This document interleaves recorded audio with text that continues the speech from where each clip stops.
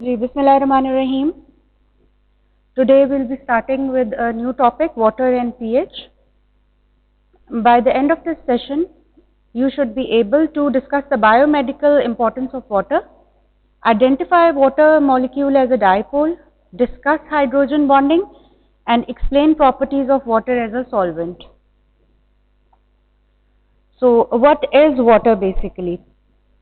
Water constitutes about 60% of our body mass, and without water life is not possible because essentially all chemical processes takes place in a water medium, and the concentrations, electrolyte concentration of our body water matches is very much similar to the sea water concentration. So it helps in the theory that life originally originated in sea water.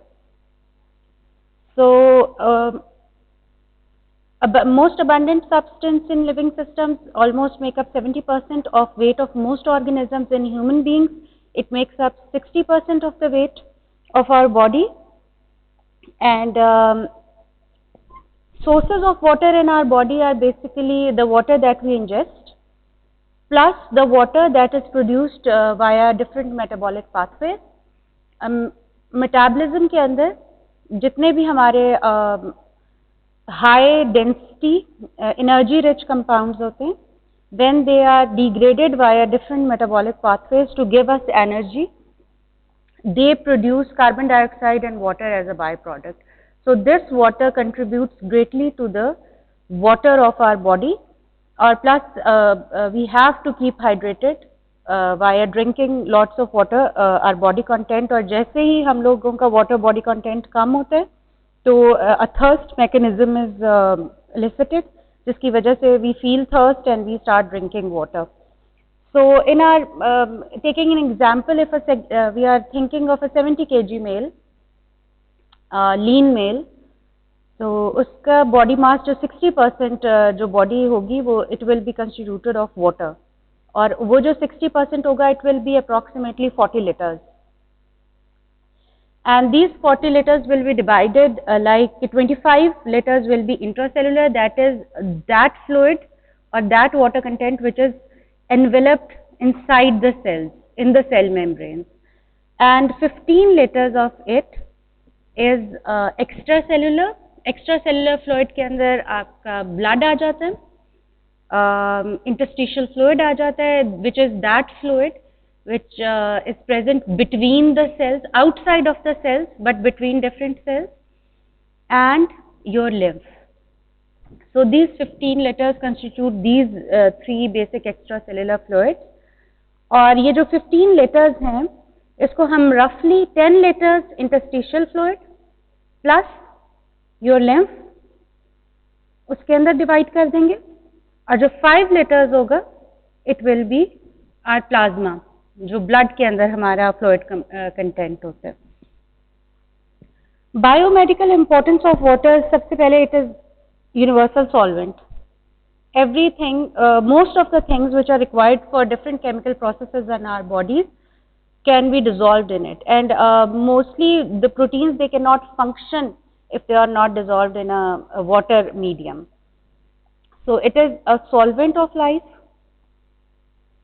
It bathes our cell, it keeps them hydrated और उनको cushion provide करता है, dissolve and transport compounds in the blood, provides a medium for movement of molecules into and throughout cellular compartment. एक cell से बाहर निकलने के लिए भी हमें फ्लूइड मीडियम चाहिए होता है, और एक सेल से दूसरे सेल को ट्रैवल करने के लिए भी एक मीडियम हमें चाहिए होता है, फ्लूइड मीडियम चाहिए होता है, and similarly to get inside the other cell. So transport between cell is possible due to water. Thirdly, separate charged molecules के जैसे ही any substance is dissolved in water, it gets separated into its charged components. For example, अगर आप common salt की example लें, तो NaCl, it is a neutral compound. As soon as it is dissolved in water, it gets separated into sodium, which is a cation, and chloride, which is an anion, negatively charged. It helps in dissipating heat and participate in chemical reactions. So dissipating heat means it helps the body to cool off in high temperatures. It helps in maintaining our body temperature. Most compounds in the body, including proteins, must interact with an aqueous medium to function. So ये पहले भी हम चीज़ discuss कर चुके हैं कि जितनी भी प्रोटीन्स हैं उनका प्रोड्यूस होना और उनका फोल्ड होना, उसके बाद फोल्ड होके उनकी पर्टिकुलर प्लेसेस के ऊपर जाके इंसर्ट होना एंड देन उनका फंक्शनिंग करना. It all depends on the water medium. So this is basically oxygen and this is two hydrogens in a water molecule. Water molecule is H2O basically. So as you can see, oxygen has two orbits around it. Nucleus है दरमियान में और उसके first orbit के अंदर 2 electrons हैं which are negatively charged and the second जो orbit है उसके अंदर there are a total of 6 electron all of which are negatively charged और इसको अपनी वैलेंसी 8 कंप्लीट करनी होती है. तो ये जो लोन पेयर ऑफ इलेक्ट्रॉन्स हैं ये फिर ऑक्सीजन जो है इसकी वैलेंसी होती है 2. सो oxygen share these lone pair of electrons with other compounds. So in water molecule it is sharing these lone pair of electrons with hydrogen which has 1 electron in its outermost orbit. So ये वाले दोनों electron share हो जाते हैं और उसके बाद ये रिवॉल्व करते रहते हैं. कभी ऑक्सीजन के पास जाते हैं, कभी हाइड्रोजन के पास जाते हैं. इस तरह से कोवेलेंट बॉन्ड के थ्रू ये इस तरह रिवॉल्व करते रहते हैं. सिमिलरली दूसरा जो लोन पेयर ऑफ ऑक्सीजन था वो हाइड्रोजन के इलेक्ट्रॉन के साथ बॉन्ड बनाता है, कोवेलेंट बॉन्ड, और इस तरह से ये दोनों इलेक्ट्रॉन्स फिर मिलके रिवॉल्व करते रहते हैं. बाकी जितने भी ऑक्सीजन के पास इलेक्ट्रॉन्स हैं वो भी ऑक्सीजन जो है वो अपनी तरफ बहुत मजबूती से उनको अट्रैक्ट करी होती है. Oxygen is a highly electronegative compound और वो अपने सारे इलेक्ट्रॉन्स को अपनी तरफ बहुत ज़्यादा अट्रैक्ट करता है, अपनी तरफ पुल करता है. और उसके अंदर ये सारे के सारे ये जितने भी 8 इलेक्ट्रॉन्स इसके पास हैं सारे शेल्स के अंदर वो सब के सब इसकी तरफ अट्रैक्ट हो रहे होते हैं. और इन सब के साथ साथ ये हाइड्रोजन के इन इलेक्ट्रॉन्स को भी अपनी तरफ अट्रैक्ट कर रहा होता है. और जब ये हाइड्रोजन के इलेक्ट्रॉन्स को अपनी तरफ अट्रैक्ट करता है इसका मतलब ये होता है कि जब ये इस तरह मूव कर रहे होंगे बिटवीन हाइड्रोजन एंड ऑक्सीजन तो ये ज़्यादा टाइम ऑक्सीजन के पास स्पेंड करेंगे और कम टाइम हाइड्रोजन के पास स्पेंड करेंगे ये वाले इलेक्ट्रॉन्स. सो इस चीज़ की वजह से ऑक्सीजन के ऊपर पार्शली नेगेटिव चार्ज आ जाएगा और हाइड्रोजन के ऊपर पार्शली पॉजिटिव साइन आ जाएगा क्योंकि electrons will be attracted more toward oxygen and they will be spending less time with hydrogen. और जो टाइम वो नहीं स्पेंड कर रहे होंगे हाइड्रोजन के साथ उसके अंदर उसके ऊपर एक पोलैरिटी, पार्शियल पोलैरिटी डेवलप हो जाएगी. So due to this reason H2O is partially charged और हम इसको डाइपोल भी कहते हैं where oxygen has the negative charge and hydrogens have positive charge. So due to this reason water molecule is called a dipole. अब आप ये देखो कि this is a typical water molecule structure.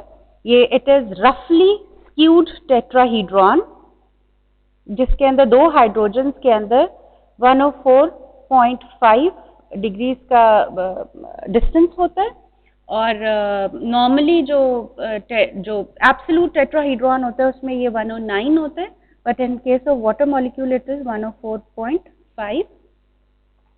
और इसमें जो कॉर्नर्स ऑफ टेट्राहेड्रॉन है 2 corners तो हाइड्रोजन एटम्स ने लिए हुए हैं और जो दूसरे 2 कॉर्नर्स हैं वो जो पिछली स्लाइड में आपने देखा होगा कि ये वाले जो पेयर थे इलेक्ट्रॉन्स के जो अकेले रहते हैं और किसी बॉन्ड फॉर्मेशन के अंदर हिस्सा नहीं लेते, ये वाले जो पेयर्स ऑफ इलेक्ट्रॉन्स हैं the lone pairs of electrons they occupy the other 2 corners of a tetrahedron. ठीक है, और ये सारे के सारे ये वाले इलेक्ट्रॉन्स प्लस ऑक्सीजन की कैपेसिटी के वो पुल कर रहे हैं हाइड्रोजन के इलेक्ट्रॉन्स को अपनी तरफ, इस सब चीज जो है ना ये पार्शियल नेगेटिव चार्ज दे देती है ऑक्सीजन, और तो एक शेल क्रिएट हो जाता है of negativity around oxygen which is above and below the plane. ठीक, and hydrogen is partially positively charged. Due to this property, because water is a dipole, it is partially charged. इस property की वजह से जो इसके hydrogens हैं, water के hydrogens, उनमें ये कैपेसिटी आ जाती है कि वो किसी भी और इलेक्ट्रोनेगेटिव मॉलिक्यूल के साथ या इलेक्ट्रोनेगेटिव एटम के साथ बॉन्ड फॉर्मेशन कर सकते हैं, नॉन कोवलेंट बॉन्ड फॉर्मेशन। इसको कहते हैं हाइड्रोजन बॉन्डिंग। ये बिल्कुल आयनिक बॉन्ड की तरह होता है कि दो आयन जो चार्ज्ड हैं, positively charged ion and negatively charged ion, वो आपस में अट्रैक्टिव फोर्सेस रखते हैं। वो कोवलेंट बॉन्डिंग नहीं करते but they attract each other और वो आपस में करीब होके लिंक कर जाते हैं। इसको आयनिक बॉन्डिंग कहते हैं। बट इस आयनिक बॉन्डिंग में अगर एक साइड के ऊपर जो आपका आयन है पॉजिटिवली चार्ज वो हाइड्रोजन है, तो then this bonding becomes hydrogen bonding. और हाइड्रोजन बॉन्डिंग सिर्फ वाटर की ही क्वालिटी नहीं है। हाइड्रोजन बॉन्डिंग, हाइड्रोजन किसी भी ऐसे हाइड्रोजन जो कि किसी इलेक्ट्रोनेगेटिव चीज के साथ जुड़ा हुआ हो, जैसे किसी for example nitrogen is an electronegative atom, तो उसके साथ जब भी हाइड्रोजन उसके साथ कोवलेंट लिंकेज बनाएगा तो हाइड्रोजन का इलेक्ट्रॉन जो है वो नाइट्रोजन के पास ज्यादा टाइम स्पेंड करेगा, because nitrogen is more electronegative. तो हाइड्रोजन के ऊपर पार्शियल पॉजिटिव चार्ज आ जाएगा। ये वाला हाइड्रोजन फिर वाटर के ऑक्सीजन के साथ बड़े आराम से हाइड्रोजन बॉन्डिंग कर लेगा। तो ये होता है कि सिर्फ वाटर के अंदर जरूरी नहीं है, ये किसी भी हाइड्रोजन और मोर इलेक्ट्रोकेमिकल इलेक्ट्रोनेगेटिव एटम्स के दरमियान में बन सकता है। So what is the hydrogen bond? Basically the partially positive charged hydrogen atom of one molecule of water can interact with the partially negatively charged oxygen atom or nitrogen atom of another molecule, not necessarily water, but दूसरे water molecules के साथ भी hydrogen bonding कर रहा होता है। This interaction is called a hydrogen bond. As you can all see, hydrogen bond is spans a larger distance than a covalent bond and it is weaker. It maintains its position in water. Hydrogen bond एक जो बना हुआ होता है वो 9 picosecond से ज्यादा अपनी शेप को मेंटेन नहीं रखता। It keeps on breaking and then reforming again, so it's not as strong as a covalent bond but it is not very strong as well, because ये water को एक दूसरे के साथ जोड़े तो रखता है water molecules को, क्योंकि वो extensive hydrogen bonding करते हैं एक दूसरे के साथ, but इतना strong नहीं है कि फिर उसके अंदर से किसी चीज को पास ना करने दे या वाटर को अपनी शेप मोल्ड ना करने दे या वाटर को किसी चैनल के थ्रू पास ना करने दे। So it allows the movement of water. It breaks and then reforms again, breaks and then reforms again. Probably this is the reason कि water वो shape assume कर लेता है जिस भी container में उसको रखा जाता है। So here you can see this is a water molecule, this is a water molecule. तो अगर आप देखें तो this is oxygen with its 2 hydrogen atoms, और आप देखो कि एक water molecule at least 1, 2, 3 hydrogen bonds बना रहा है अपने आसपास वाले वाटर मॉलिक्यूल्स के साथ, और normally 1 water molecule is involved in 3.5 hydrogen bonds with other water molecules. और जब ये वाली चीज बनती है, ये वाली hydrogen bonding, extensive hydrogen bonding होती है वाटर मॉलिक्यूल्स के दरमियान, तो एक लेटिस लाइक एरे फॉर्म हो जाता है in this which is apparent in this picture, जिसकी वजह से एक टिपिकल ज्योमेट्रिक शेप के अंदर वाटर मॉलिक्यूल्स अपने आप को अरेंज कर लेते हैं कि वो एक दूसरे के साथ इस तरह इंटरैक्ट कर रहे होते हैं। Water as a solvent, water अपने अंदर ऑर्गेनिक मॉलिक्यूल्स को भी डिसॉल्व कर लेता है और इनऑर्गेनिक मॉलिक्यूल्स को भी डिसॉल्व कर लेता है। यही इसकी प्रॉपर्टी है जिसकी वजह से ये इतना ज़्यादा इम्पोर्टेंस रखता है कि it is necessary for life. Organic molecules, as you all know, are those molecules which contain carbon, hydrogen and oxygen as their constituents, और ये इसके साथ साथ नाइट्रोजन और सल्फर एटम्स भी अपने अंदर रखते हैं। और इनऑर्गेनिक मॉलिक्यूल्स हमारे जिस तरह NaCl हो गया, पोटेशियम हो गया, बाइकार्बोनेट आयन, ये सारे इनऑर्गेनिक मॉलिक्यूल्स होते हैं। सो ऑर्गेनिक मॉलिक्यूल्स वाटर के अंदर कैसे डिसॉल्व करते हैं, क्योंकि मोस्टली जो ऑर्गेनिक मॉलिक्यूल्स होते हैं उनके अंदर कार्बन प्रेजेंट होता है। जैसे कार्बन हैज 4 वैलेंसीज, ठीक है, लेकिन कार्बन के साथ जो अटैच्ड हाइड्रोजन होता है ना, वो कभी हाइड्रोजन बॉन्डिंग के अंदर पार्टिसिपेट नहीं करेगा, बिकॉज कार्बन की नियरली उतनी ही इलेक्ट्रोनेगेटिविटी होती है जितनी हाइड्रोजन की होती है। सो बहुत ही माइन्यूट सा पार्शली पॉजिटिव चार्ज आता है हाइड्रोजन के ऊपर, और जो कार्बन के साथ OH अटैच्ड होता है वो भी बहुत ही पार्शली चार्ज होता है। So carbon containing compounds they do not participate in hydrogen bonding, but all the other compounds like water molecules and nitrogen containing compounds, nitrogen is more electronegative, तो वो जो होते हैं they pull electrons towards themselves and they become partially negative, जिस तरह in this organic molecule it's the oxygen, and in this organic molecule it's the nitrogen which is partially negative, and these partially negative highly electronegative atoms, then they make hydrogen bonds with hydrogen of a water molecule, और वो water molecule का hydrogen already partially positively charged होता है, इसको वजह से इनके अंदर hydrogen bonding हो जाती है। Once they get into a hydrogen bond formation, it means that they are dissolved in water, they are incorporated in water, and they are not separated out, they are mixed in water. When talking about inorganic constituents, उसके अंदर हमारे anions और cations आ जाते हैं, जैसे chloride, bicarbonate and other anions that is negatively charged inorganic molecules, and sodium and potassium as cations that is positively charged inorganic molecules. So अगर आप इसकी एग्जाम्पल लें, if you dissolve common table salt which is NaCl, which is neutral, in water, it will quickly dissociate into positive sodium and negative chloride ions, and it will be surrounded by a hydration shell of water.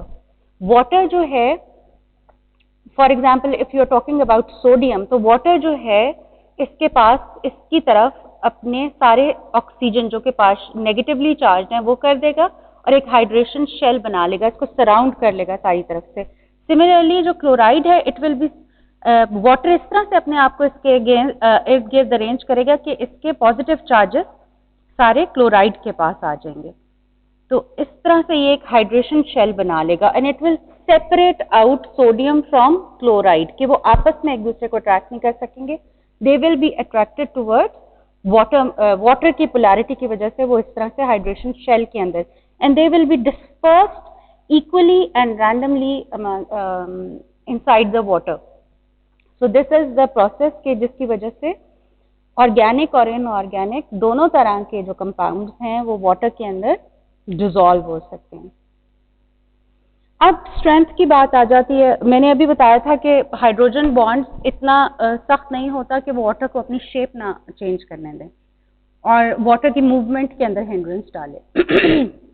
तो उसका reason ये होता है कि कुछ hydrogen bonds होते हैं जो स्ट्रांग होते हैं और कुछ हाइड्रोजन बॉन्ड्स होते हैं जो वीक होते हैं, और जो वीक होते हैं वो थोड़ी सी स्ट्रेन या स्ट्रेस आने के ऊपर टूट जाते हैं और थोड़ी देर के बाद दोबारा से रीफॉर्म हो जाते हैं, ठीक है। सो इट मेक पॉसिबल कि जो वाटर है वो मूव कर सके, वो अपने अंदर से चीज़ों का पैसेज अलाउ कर सके और अपनी शेप चेंज कर सके। सो कौन से हाइड्रोजन बॉन्ड्स होते हैं जो स्ट्रांग होते हैं? हाइड्रोजन बॉन्ड्स के अंदर एक साइड के ऊपर हमेशा हाइड्रोजन इन्वॉल्व होता है और दूसरी साइड के पर हमेशा एक एक्सेप्टर मॉलिक्यूल इन्वॉल्व होता है। तो उसके अंदर आपने देखा है कि ये डोनर होगा मॉलिक्यूल, जो हाइड्रोजन कंटेनिंग मॉलिक्यूल है, it will always be donor. This is the donor molecule जिसके अंदर हाइड्रोजन है। और ये वाला मॉलिक्यूल जो ज्यादा इलेक्ट्रोनेगेटिव जिसके ऊपर एटम है और जो कि पुल करेगा अपने तरफ हाइड्रोजन को, it will be the acceptor, donor. तो इन सब कंडीशंस के अंदर जहां पे हाइड्रोजन बॉन्ड का एंगल जो है डोनर मॉलिक्यूल और जो एक्सेप्टर है उसकी लाइन में, इट इज इन लाइन, तो वो स्ट्रॉन्ग हाइड्रोजन बॉन्ड होगा। और अगर जो हाइड्रोजन बॉन्ड है वो डोनर और acceptor they are not in line, वो एक स्ट्रेट लाइन के अंदर नहीं है, then this hydrogen bond will be weaker. So these constitutes the weak and strong bonds.